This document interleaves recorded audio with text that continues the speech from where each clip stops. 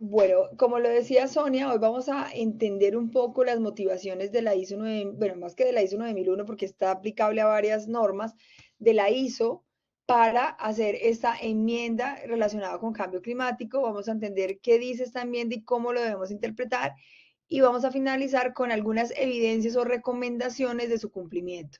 Vamos a empezar por las motivaciones. Creo que todos ya somos más que conscientes de que el cambio climático está haciendo un reto para todos como personas, como organizaciones y como países.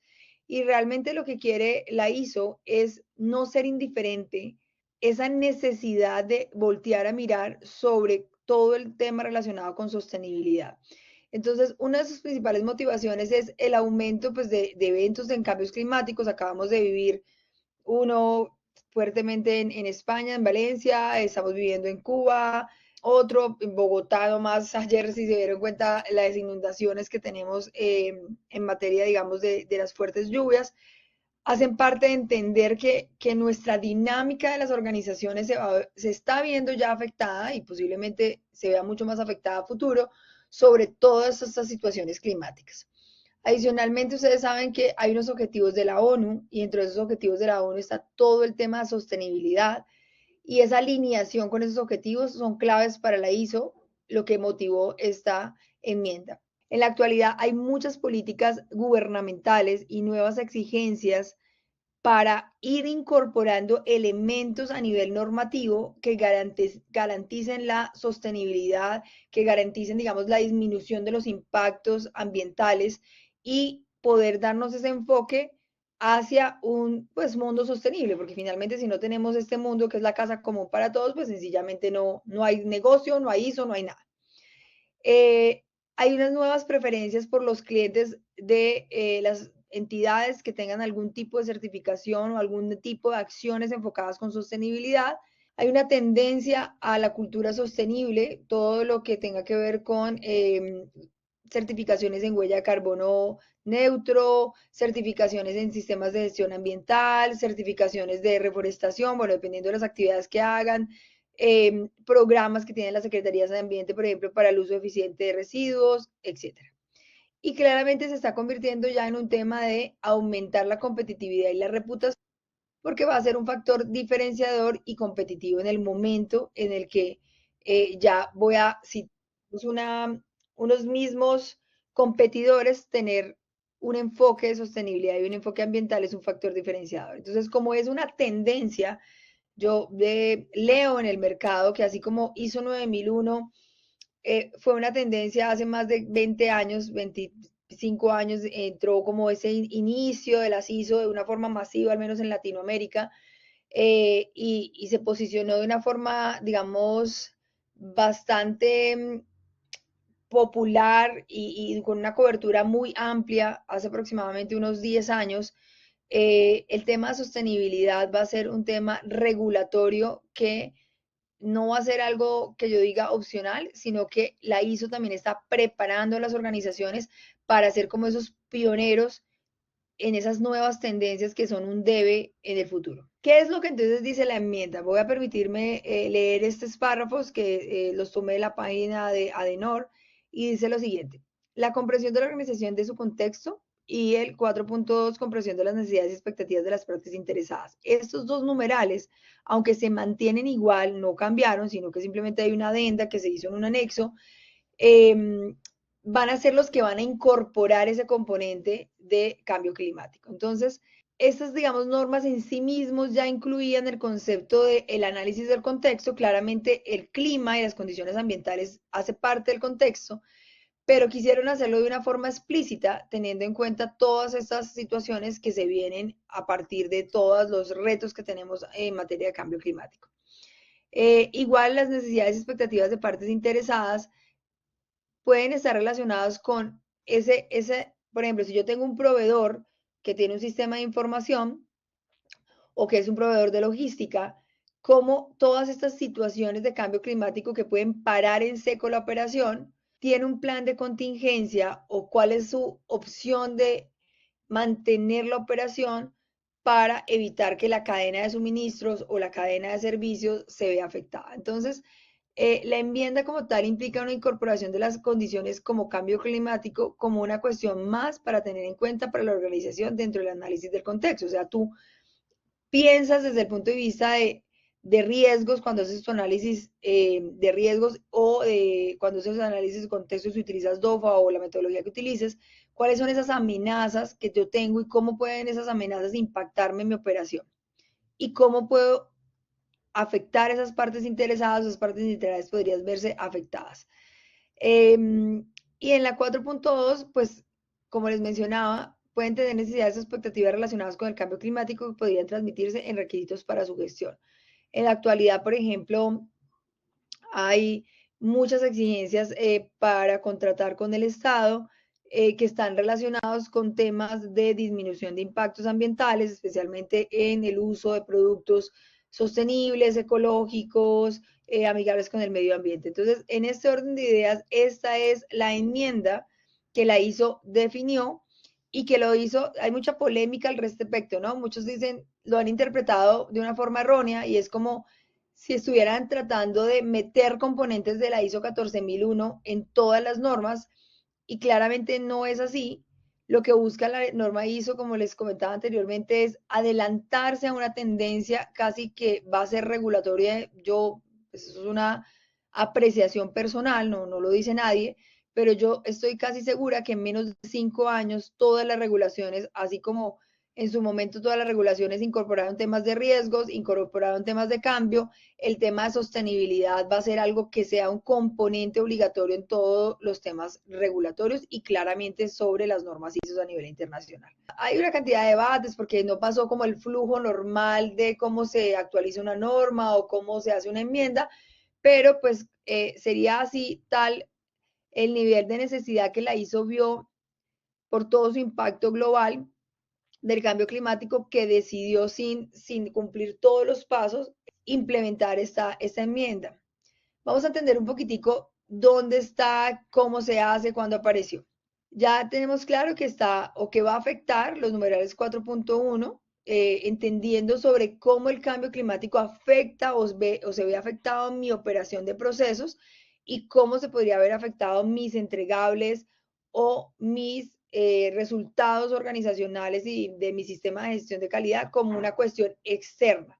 Muchos de ustedes podrán decir, pero bueno, yo no puedo cambiar, valga la redundancia, el cambio climático, porque pues ya es una realidad, sino que yo puedo disminuir mis impactos ambientales para evitar, digamos, agudizar la condición de cambio climático y puedo activar planes de contingencia, planes de emergencia y planes preventivos para evitar que el cambio climático me afecte mi operación. La segunda parte, que es la que yo les hablé de que cómo yo activo planes de contingencia, de emergencia y planes de acción preventivos, es lo que en este momento dice la enmienda. No me habla sobre cómo yo voy a disminuir el impacto ambiental, porque eso es materia de 14001. ¿Listo? Eso no quiere decir que yo tenga que certificarme en una 14001 para hacer acciones para disminuir mi impacto ambiental. No, pues de hecho muchos sectores regulados, como por ejemplo hidrocarburos, como por ejemplo el sector salud, tienen muchos componentes en su, digamos, estructura regulatoria de disminuir esos impactos. A nivel de, entonces, eso quiero que quede claro porque he encontrado que hay una confusión muy grande entre entender cómo a mí me afecta el cambio climático para entregar mis productos y cómo yo ayudo a disminuir mis impactos. Son dos cosas diferentes y en materia de la enmienda solamente es cómo me afecta a mí. ¿Listo? A nivel de partes interesadas, los que le mencionaba anteriormente, es cómo mi parte interesada podría verse afectada por el cambio climático y qué necesidad y expectativa tendría de mi servicio, de mi operación con respecto a esas situaciones. O si a mí me afecta el cambio climático, cómo esa persona espera no verse afectada por esa situación. Recordemos que esto actualmente va a incluirse o se incluye en las normas 9001, 45.000, 14.000, 37.000 y hay más de 30 normas. Si quieren al final yo se las escribo en el chat, que ya hoy se les está exigiendo la enmienda relacionada con cambio climático.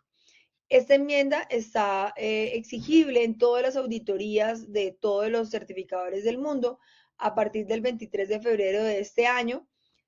Nos tomamos un poquito de tiempo en lanzar este webinar porque queríamos entender cómo los auditores estaban pidiendo la información, porque al inicio hubo como mucho ruido, como mucha confusión, especialmente lo que les acabo de decir de pensar que era tener que implementar acciones para evitar o disminuir los impactos ambientales, pero ya ahora, ya después de varias auditorías, entendemos realmente cuál es el enfoque y cuál es la finalidad de esta enmienda, sin querer decir eso, que no hagamos acciones, obviamente, que disminuyan los impactos ambientales.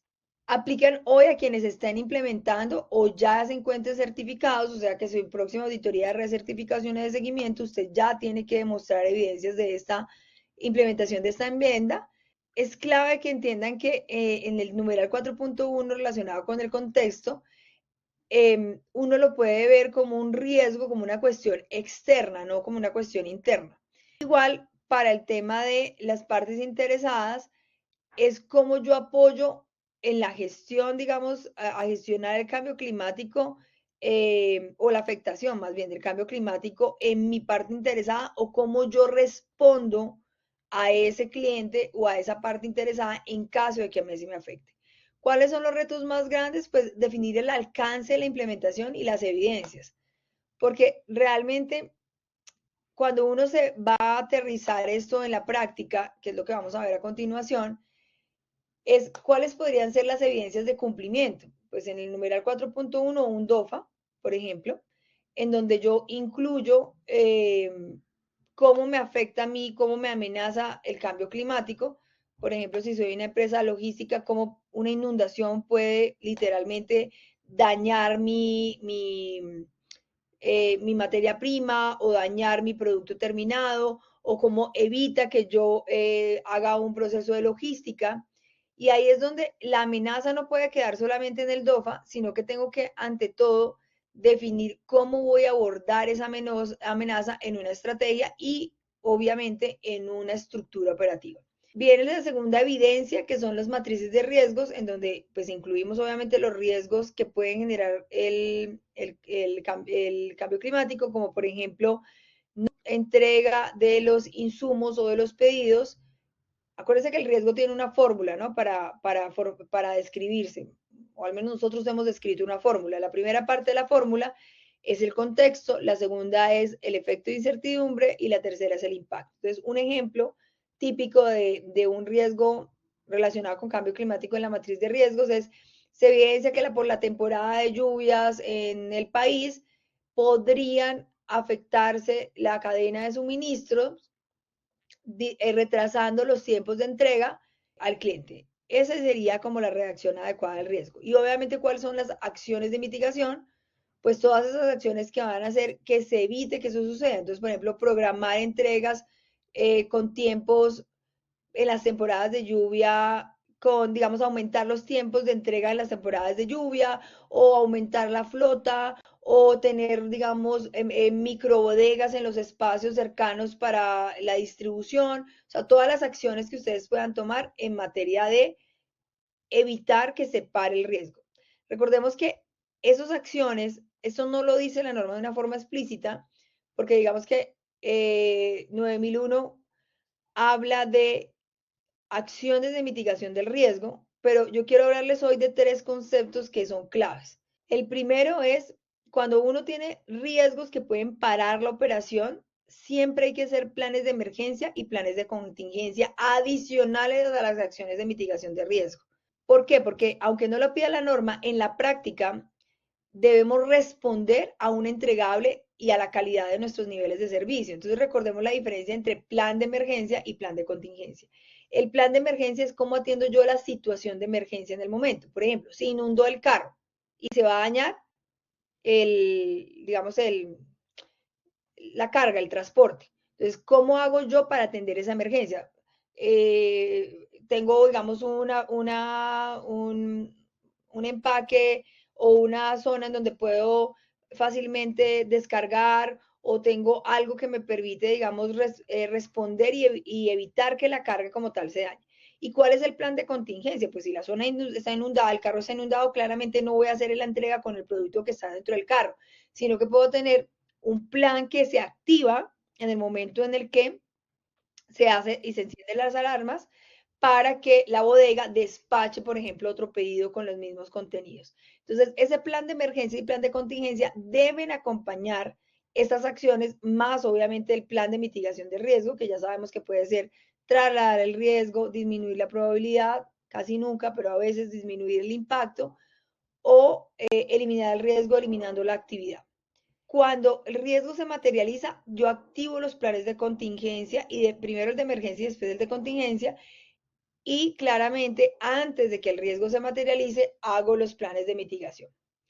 Otra forma de cumplir o demostrar el cumplimiento son los controles operacionales en los procesos, que para quienes han, digamos, implementado sistemas integrados de gestión, ustedes saben que uno dentro de los procedimientos pone controles operacionales, controles ambientales y controles en seguridad en el trabajo, que son los típicos procedimientos seguros. Ese control operacional en el proceso va a ser otra forma de identificarlo. Por ejemplo, vamos a pensar que vamos a escribir el procedimiento de transporte, voy a hacerlo con un ejemplo de salud porque pues es uno de los sectores en donde nosotros más trabajamos.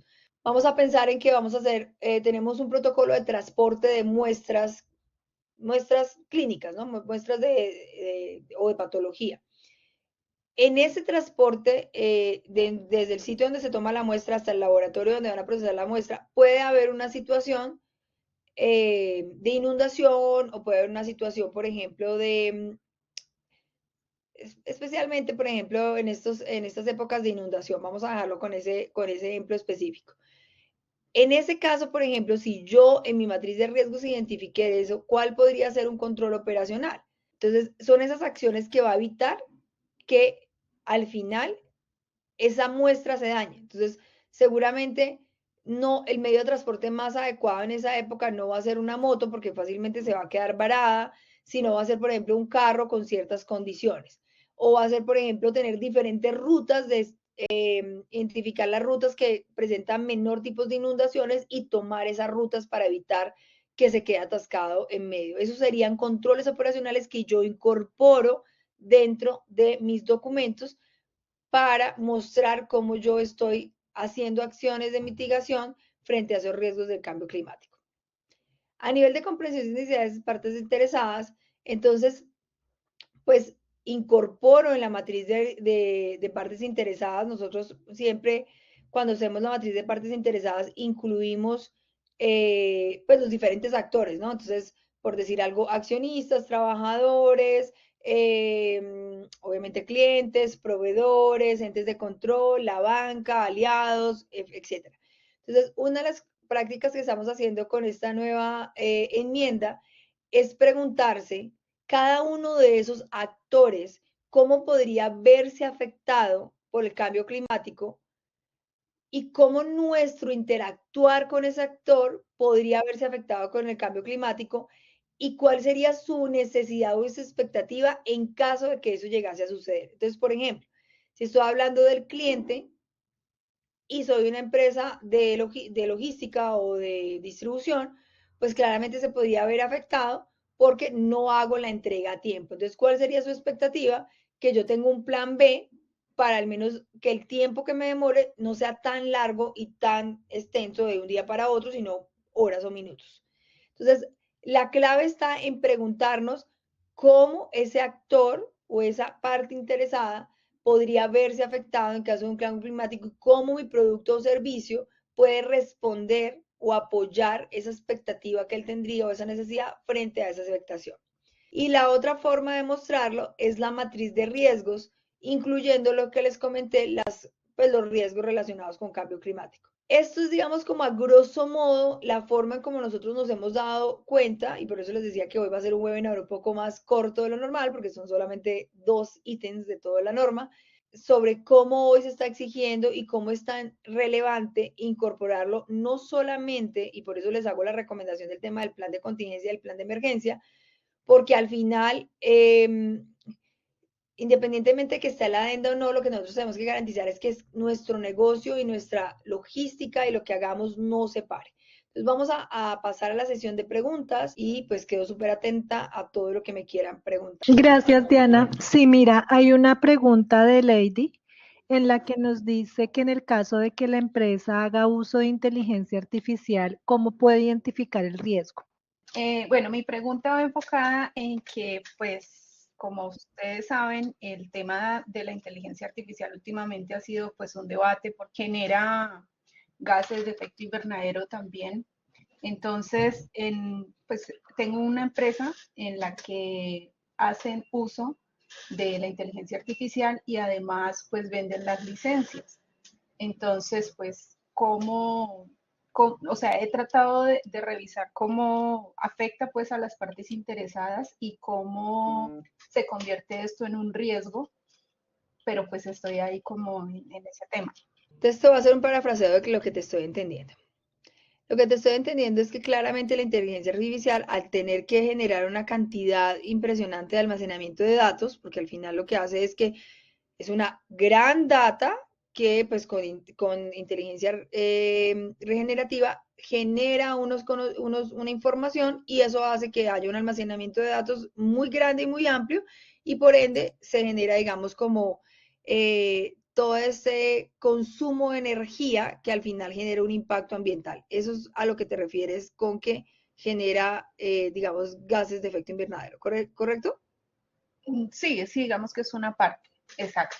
De una u otra manera, Ok. pues genera impacto. Está el debate de que está generando emisiones. Entonces, digamos que por eso les decía que hay una diferencia entre la identificación de aspectos e impactos ambientales, que es materia 14.001, y lo relacionado con la enmienda, que es cómo el cambio climático, ya el efecto de esos gases por la inteligencia artificial me puede afectar a mí. ¿Sí me hago entender? ¿Y cómo hago yo para hacer acciones preventivas, correctivas, de planes de emergencia y planes de contingencia? Entonces, a nivel de partes interesadas, por ejemplo, una parte interesada, ustedes son una empresa que vende servicios de inteligencia artificial, ¿sí? Sí, señora. Entonces, a nivel de partes interesadas, por decir algo, lo que podría pasar, dime una parte interesada tuya e impactante, o sea, muy importante. No, no el cliente, sino como el perfil de clientes, porque claramente una parte de los clientes. Sí, de pronto los mismos colaboradores. Ok, entonces, por ejemplo, si tus colaboradores hacen uso de tu producto, que es la inteligencia artificial, si a ti, por ejemplo, hay una tormenta súper fuerte y se va el servicio de la energía, y normalmente digamos que no estamos acostumbrados a tener un servicio de planta eléctrica y se prolonga el tiempo, digamos, de ausencia de energía, eso podría ser una afectación para esa parte interesada. Entonces, ¿cómo haces tú una acción preventiva, que es de una planta eléctrica, por ejemplo?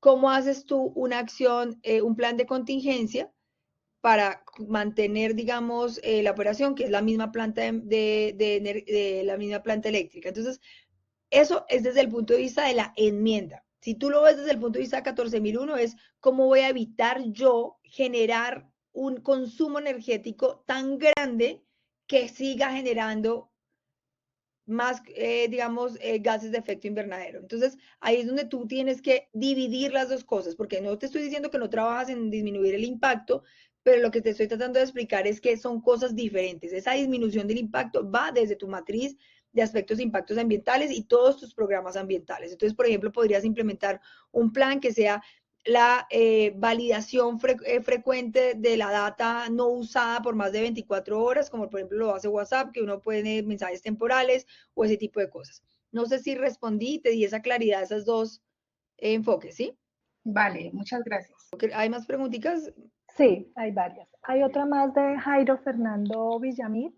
En caso de nuestra entidad, la defensa civil, ¿cómo identificar el riesgo? Bueno, la defensa civil atiende las emergencias. Que a nivel de contexto, un riesgo que tú tienes, o que yo lo pondría como una amenaza en el DOFA, es el aumento de la necesidad de la capacidad instalada, o sea, digamos, la redacción que le haría en el DOFA literalmente sería el aumento de la frecuencia de los desastres naturales. Eso sería, digamos, como una amenaza. Y ese al final es el riesgo, ¿no? O sea, en la redacción del riesgo sería, teniendo en cuenta el cambio climático, hay una posibilidad del aumento de los desastres naturales, lo que impactaría, digamos, como los niveles de exigencia a nivel operativo y de talento humano para la organización. ¿Listo? A ti te afecta muchísimo. Entonces, ¿cuál es mi plan de mitigación? Empezar a identificar como esos picos de emergencias dependiendo de las temporadas y aumentar la capacidad instalada tanto del talento humano como de la infraestructura operativa. Di respuesta a tu inquietud porque afecta a tu operación directamente. ¿Me confirmas, por fin, si fui claro? Bueno, mientras Jairo sí, dice que sí. Voy a ir con otra pregunta, es de Pablo Pérez, que si podemos dar un ejemplo para identificar acciones y controlar los riesgos de acuerdo al cambio climático. Todo depende de la industria, ¿no? O sea, por ejemplo, nosotros somos una industria de BPO en asuntos regulatorios y potencialización empresarial, y pues el 99% de las cosas nosotros las hacemos por internet y en este tipo, digamos, de escenarios virtuales. Entonces, por ejemplo, en mi industria, un riesgo que puede afectar el cambio climático es la no disponibilidad de la energía y de las telecomunicaciones o el enlentecimiento de las telecomunicaciones, lo que podría afectar pues la disponibilidad del servicio y la capacidad de producir nuestros espacios de consultoría y de gestión debido a las frecuentes afectaciones del cambio climático, especialmente en las temporadas de lluvia, que es cuando especialmente se presenta.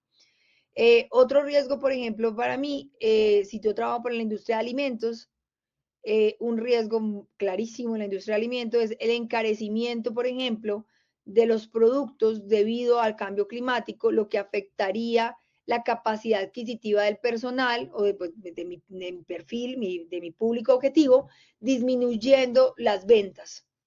Entonces, en esos casos, por ejemplo, uno tiene que tener un plan, como les digo, de contingencia, venga, entonces importamos productos, hacemos, digamos, producciones, si es en verano, asegurándonos, digamos, con una muy buena eficiencia de los flujos de agua, tenemos zonas de almacenamiento de gran abastecimiento de agua, o si es en invierno, entonces hacemos cultivos en donde hay un plan B, que tengamos cultivos, digamos, con camas.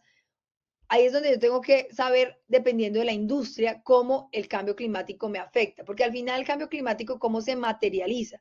Con sequías, con inundaciones o derrumbes, lo que al final hace que esas situaciones afecten mi producción, o en el caso de épocas de sequía, incendios masivos, y entonces tengo que pensarlo en la lógica, cómo me afecta, si me afecta por decir algo que hay bloqueos en zonas que no puedo pasar y acceder a esas zonas, afectación de la producción de alimentos. ¿Alguna otra pregunta? ¿Cómo se debe presentar este análisis? Son varias como preguntas en una. ¿Cómo se debe Ok. presentar este análisis de riesgos asociados al cambio climático? ¿Hay algún formato solicitado? Y otra pregunta del mismo es si ya se tienen identificados a través de otros mecanismos como análisis de materialidad o doble materialidad puede servir para la ISO 9001. No estoy familiarizada con qué es el análisis de materialidad, doble materialidad. Si quieres, abre el micrófono, porfa, y me lo explicas. No, Ya no se lo entiendo ese, escribo. o sea, no tengo contexto. Sobre la primera pregunta, ¿cómo se debe presentar este análisis de riesgos asociado al cambio climático? Es lo que yo te acabo de decir. O sea, nosotros dentro del procedimiento de riesgos estamos incluyendo o incorporando el componente de la pregunta enfocada al cambio climático. Cuando uno hace análisis de riesgos, por ejemplo, que también lo hace, la ISO tiene, la 9001 tiene un tema sobre errores humanos, entonces la forma como pregunto es, ¿qué podría, por ejemplo, salir mal en este proceso o en esta situación si hay una afectación por cambio climático? Si hay un error humano. Entonces, es la forma en cómo te preguntas. No es que yo tenga una matriz en donde incluya un riesgo de cambio climático, también lo puedo hacer, pero como nosotros lo hacemos es una forma de preguntarme para identificar los riesgos. Y bueno, y si me dices lo de la materialidad, me aclaras de la respuesta. Me gustaría saber si la incorporación de esta enmienda a la ISO 9001 implicaría una actualización de la misma, es decir, cambio de versión. Si hay una proyección de un cambio de versión, para el 2025 pues está toda una estructura para empezar como todos esos comités de actualización y todas las nuevas versiones que salgan de la ISO va a incluir esta enmienda, la va a incluir en todas. Bueno, y esto viene relacionado con la siguiente pregunta, que es que preguntan si va a haber una nueva versión de la ISO 9001, que si esta será en 2026. Pues digamos que eso yo no lo puedo definir, lo que sé sí es que sí está esperando que en el 2025 empiece una mesa de trabajo con respecto a la ISO 9001 y todas las normas ISO que se aprueben de ahora en adelante ya van a incluir dentro de su texto esta enmienda. Pero Bueno, aclaro que la enmienda ya es obligatoria, o sea, no tengo que esperar a que salga una nueva versión para implementarla, ya hoy la tengo que implementar. Elaine pregunta, para confirmar entonces, mis evidencias a nivel de documentación, hay que actualizar DOFA, matriz de riesgos y partes interesadas. Sí, como identificación de acciones, ¿cierto? Como identificación de esos riesgos que pueden afectar, o sea, como identificación de los riesgos o de las necesidades y expectativas de las partes interesadas, pero no es suficiente con eso. Debes incluir los planes de mitigación, las acciones de contingencia y de emergencia para poder responder a eso, porque nada me sirve solo identificar el riesgo. Otra pregunta de Joaquín, ¿en la enmienda también se deben incluir las oportunidades que genera el cambio climático? No lo menciona, pero digamos que si tú ya te vas a meter en la onda de entender ese tema del cambio climático, claramente lo puedes tener también como una oportunidad porque ahí pueden salir miles de oportunidades de negocio. La enmienda no lo ve como algo de oportunidad, sino lo ve como un tema más de contexto que está en el capítulo 4 y de necesidades y expectativas de partes interesadas, pero las oportunidades son las que hay en el mercado y las que hay en el contexto, o sea que sí las debes incluir, pero no por la enmienda, sino por, pues, por la lógica, ¿no? Claro, acá otra pregunta, ya nos queda esta y otra más, de Claudia Jimena Moya. ¿Cuáles serían los planes de acción para los riesgos generados en afectación en una empresa de telecomunicaciones por afectaciones climáticas? Bueno, eso ya es un tema que hay que analizar desde el punto de vista técnico, pues porque yo lo voy a hablar desde mi escaso conocimiento del sector de la telecomunicación desde el punto de vista técnico, ¿listo? Pero normalmente cuando, por ejemplo, hay rayos y centellas y están todas esas situaciones de inundaciones y todo este tipo de situaciones, eh, muchas veces fallan las comunicaciones. Entonces, si yo ya sé que hay una falla, y ahí es donde yo te digo que no tengo ni idea de la parte técnica, pues seguramente va a haber un plan que se activa y que diga, mire, si vamos a tener, por ejemplo, una tendencia de lluvias, debo tener otra antena o debo, no sé, ponerle tal vaina a la antena para que mejore la señal, no tengo ni idea, ¿sí? O sea, depende de lo que técnicamente ustedes saben desde el punto de vista de lo que afecta el producto como tal, que es una buena señal y una buena comunicación. Entonces, hay que verlo desde cada industria. Yo no te podría decir exactamente cuáles son las acciones porque depende de la parte técnica de cómo afecta la operatividad y qué tienes que hacer tú en esa fuente que afecta la operatividad. Hugo me pide que le active el micrófono, ya lo tienes activo, Hugo. Hola, buenas tardes. ¿Me Ah, escuchan? hola, Sí, ¿cómo ahí te estás? Sí, escuchamos. claro que sí. Te da mucho gusto. Saludos desde México. Yo ¿Cómo estoy en estás? una empresa que principalmente pues, realiza actividades de comercialización. Sin embargo, tenemos algunos servicios como los de prueba hidrostática, que pues dicho así de manera muy sencilla, básicamente llenamos las mangueras de agua, le metemos presión y verificamos si hay algún desprendimiento, fuga, etcétera. Entonces, algo Ok. que hemos identificado con, con el cambio climático, pues es que intensifica las sequías. Entonces, Ujú. limita el agua, que es nuestro recurso para el servicio. Sin Sí. embargo, nosotros estamos catalogados dentro de pequeña mediana empresa y pues tenemos limitaciones en cuanto a eh, recursos, para inversión, básicamente. Entonces, de momento nosotros vemos algo complejo poder hacer un cambio en nuestros procesos para, de alguna manera, pues, mitigar el posible impacto que nos pueda generar el cambio climático. Mi duda concreta es si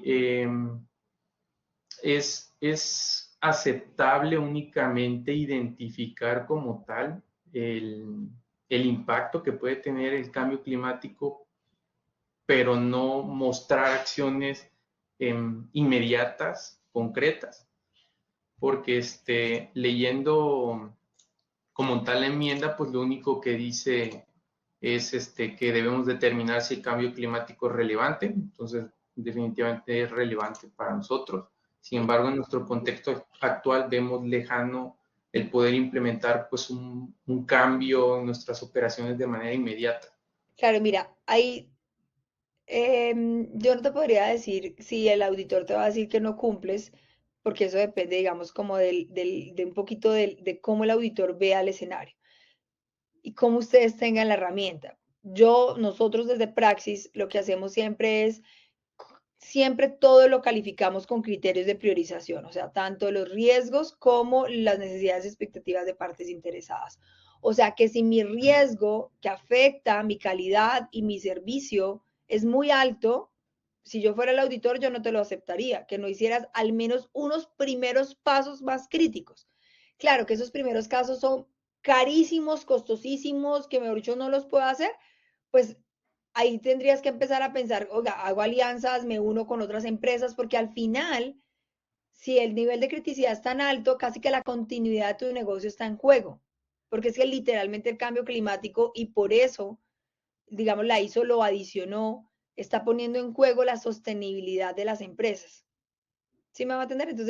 Entonces, si el cambio climático es marginal, medio y no estaría dentro de tu apetito de riesgo, o sea, es un apetito de riesgo que tú puedes asumir, pues no habría problema. Pero si es algo crítico, más allá de la certificación, que es importante, pues lo más importante es que no vas a poder operar en esa época. No sé quién más tenga preguntas. Ya la última pregunta es de Laura de Reficosta. ¿Se debe Sí. documentar una gestión del cambio por esta enmienda?